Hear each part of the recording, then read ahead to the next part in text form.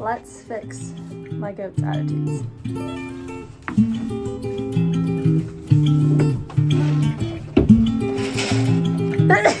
I have been working to train my goats to just be more respectful, I guess you could say. They're big animals, so I need them to respect my personal space, or else I can easily get knocked over, guests can get knocked over. And my goats are in no way aggressive at all. They just are a little bit too lovey-dovey sometimes. So we're teaching them to respect boundaries. There have been times where, you know, something's happening, a goat's pushing me into electric, something like that, and I have to smack them. And I would really rather not have to do that. I just hate smacking my goats.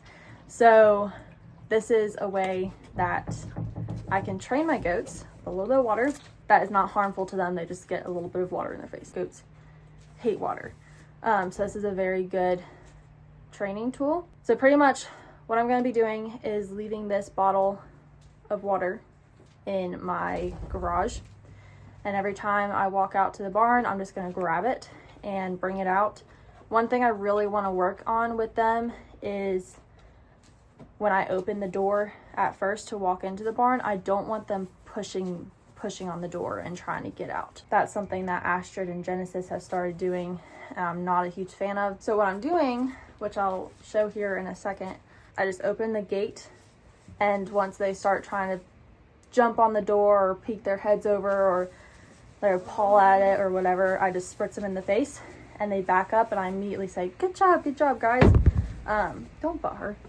And I come in. With training, there's two ways that you can train. You can either give them something, give them a reward, or take away something that's uncomfortable. I have had success with giving a reward, such as treats, but with these girls that has not worked out very well because they're just constantly searching for treats if I have them on me. So then it's not great because they're not respecting my personal space.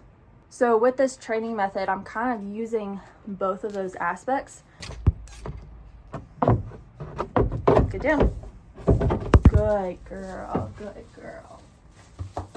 That was a great example. So when they do something bad, like Astrid jumping up on the wall and trying to eat my phone, I spritz until I get the action that I'm looking for. So for her to get down. Once she gets down, I stop. So I remove that negative aspect, and then I add a positive aspect, which is me saying, good girl, and going up to pet her. Goats love two things: food and attention. So when they're misbehaving, they're usually looking for one of those two things, either attention or food. So by giving them attention after they do that thing, they learn that, oh, that doesn't feel comfortable when I do that. If I don't do that, I still get attention. So then they're not seeking it. Some of you guys are probably thinking, what in the world is this girl talking about? Like, these are goats, they're not dogs. That is correct. But goats are surprisingly super smart. Sometimes they're too smart for their own good.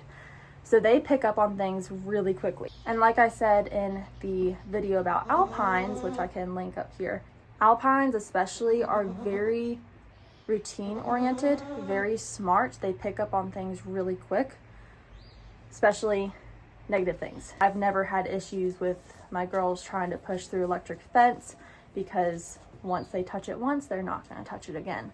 So I have high hopes for this. I will keep you posted as to the progress, but for now, I'm just going to be as consistent as I possibly can. I mean, even right now, they're so chill. Like, so chill. Usually they're like jumping everywhere. Sometimes they just need a reminder that, oh, I'm not the boss. And this guy behind me is going to get the same treatment because he is a buck. So he really needs to know that he is not the boss around here. I might come back this evening and kind of give an update as to how the day goes. I'm hoping to come out here and just hang out with them for a little while later on today. Because usually when I'm hanging out around them is when they get really, like, they'll start jumping on me and all up in my business. So I really want to work on personal space there. But for now, Isla is patiently waiting. My perfect little Isla May is waiting for her food. So I'm gonna toss these guys out. Hi, sweet thing. And feed her.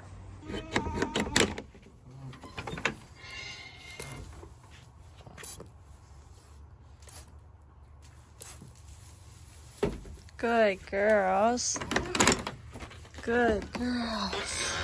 There we go. That wasn't so bad. They are all behaving so well. Usually I have to shove Isla out of here. Down. Good girl. Good girl.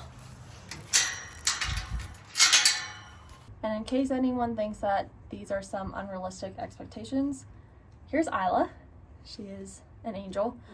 I'm going to show you my expectation when it comes to going in and out of this door here.